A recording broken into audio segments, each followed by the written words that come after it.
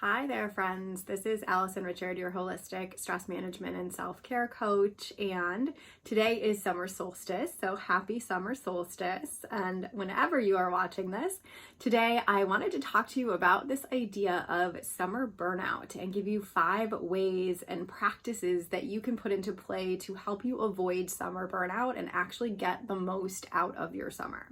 So what is this idea of summer burnout? So this is really sometimes those feelings of just exhaustion or depletion or lack of focus or motivation that you might be feeling caused by some of the extra pressures that come with the summer season. So what are those things that can add pressure to summer? Because when we think about summer, and I personally love summer, it is my favorite season ever.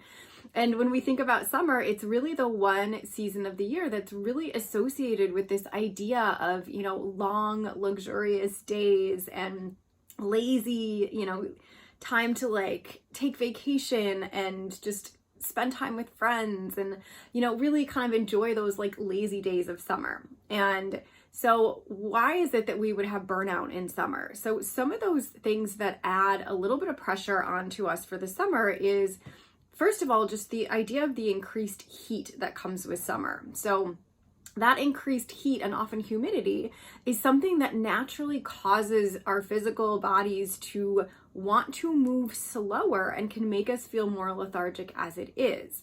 And since the days are often so much longer, especially depending on where you live and what the temperature is for you, often our body doesn't get too much of a reprieve from the heat overnight because the days are so long.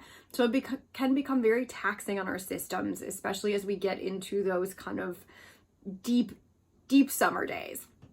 And with summer and these longer days and more light, we also tend to have much more packed social calendars. So it's filled with increased opportunities for socializing and events and travel, which means we actually often are busier now than we are at any other time of the year, which is a pace that can go completely against our body's desire to move slowly and really be able to enjoy our time in this luxurious fashion.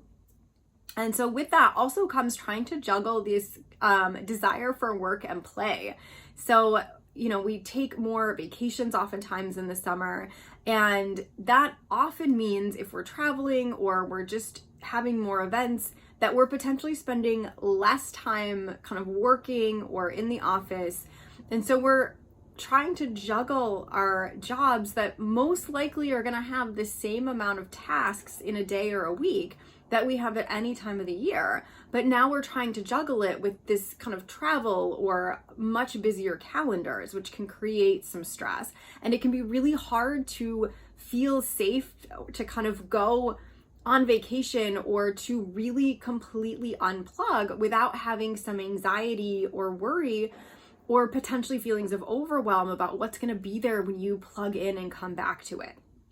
And then this idea of perfectionism. So any of us who are high achievers, I'm right there with you. Whether it's planning a vacation or hosting family for a barbecue or a game night or finishing a work project, it can be really easy to fall into that perfectionist category of feeling like we need to give 110% and, we need to be the Martha Stewart when we throw the party and everything has to look perfectly, which can add some stress just to everything that we're trying to do if we're trying to do it all to that really, really, really high expectation and standard. And sometimes those expectations can come from ourselves and sometimes they can come from other people. So just knowing where those come from.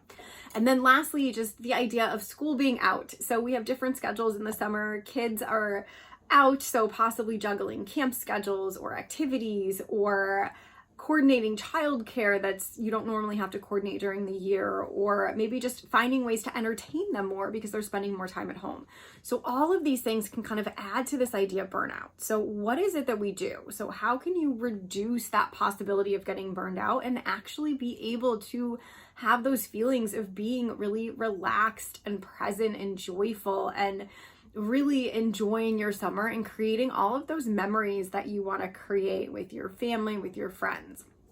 So my first tip for this is really this idea of delegating. And I will say this is probably the one I need to learn to practice the most at this point in time.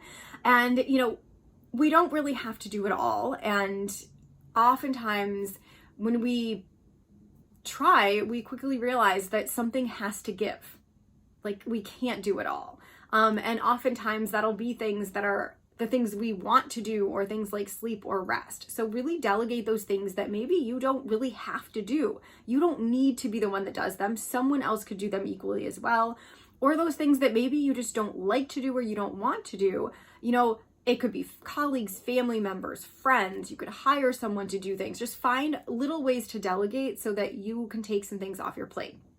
And with that goes with the idea of really saying no. So we don't have to say yes to opportunity that comes our way. And for many of us, that's actually part of our life's journey, is to begin to recognize what opportunities are actually aligned for us. So which are the ones that are going to feed and nourish us and light us up, and which are the ones that it's actually okay to say no to because they are potentially going to be a little bit more draining. And in that idea, it's really all about momentum. So the more that we spend our time and energy doing things we don't want to do, or saying yes to maybe a party that we just don't really want to attend for one reason or the other, it'll kind of drain the energy even more because we're spending our energy on something we don't want to be doing in the first place. Whereas if we're using our energy on the things that really light us up and inspire us and energize us, that's actually going to help create energy even though we are utilizing energy. So really just kind of finding that way to say no to the things that aren't aligned for you, which also goes to incorporating rest and sleep. So again, oftentimes if we're super, super busy, one of the things that goes first is that idea of rest or sleep. And with the daylight sometimes going until, super late into the evening at 9 p.m., 10 p.m., it's harder for us to kind of wind down and actually go to sleep, or just have those moments of just quiet and rest where we're not super busy and just going all day long. So as we kind of incorporate that, just noticing if you are feeling burned out or are feeling tired, try increasing the hours of sleep that you're getting or incorporating periods of rest. Because even though there is daylight that's much longer, it doesn't mean that our bodies actually have the ability to go from sunrise to sunset or beyond. And so that also goes with kind of prioritizing and setting boundaries for yourself. So again, saying no to the things you don't want to do. So prioritize, what is it that really is meaningful to you or important, or that you really do need to do to take care of yourself. So sometimes self-care is not always those things that are actually fun. Sometimes it's those things that just your future self is going to thank you for. So maybe it is doing the dishes and not having a dirty pile of dishes in the sink, or doing that workout, or saying no to something so that you can take time to kind of rest and recharge. So kind of setting those parameters and those boundaries, not only around how you're spending your time kind of with other people, but also setting parameters around our technology. So when are you going to check and respond to emails? What hours are you going to work? And again, that's going to go for if you're taking vacation. Are you going to spend half of your vacation kind of checking your email every time it buzzes? Or are you going to say, you know what, I'm going to check it once in the morning and once in the afternoon, so that you're actually setting these parameters around this.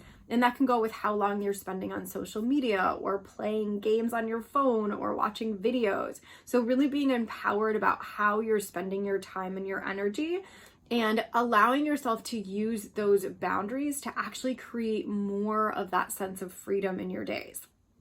And then finally, being kind of all in on saying on those things that you say yes to. So once you have those boundaries, once you're prioritizing what you really want to do, and you say yes to something, be all in on whatever you're saying yes to.